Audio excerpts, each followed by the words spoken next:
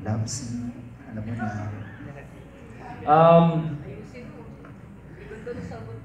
Sinabi ko nga sexy ka dito eh. Well, una-una, nagulat ako, sobrang professional ni RC kasi mahirap po yung ginawa niya eh.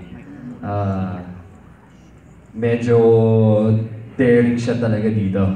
And mahirap po yung eksena. Sinug po namin ng napakatagal din, ilang hours. Isang buong araw, yun lang po yung eksena namin, love scene na yun.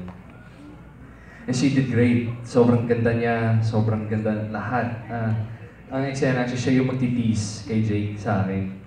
So, syempre, di ba, medyo hindi ako sanay dahil sa mga ibang eksena ko, ako yung laging, ako yung starter eh, ako yung pero masasabi ko napakagaling niya talaga and yung sexiness niya talagang oozing. Lalabas talaga sa screen yan at mararamdaman po ng lahat.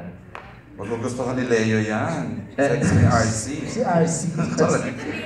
Yeah, feeling ko ito yung pinaka-intense na love scene Na nagawa mo? na nagawa ko. Tsaka pinakamatagal. Ano? Seryoso. Mga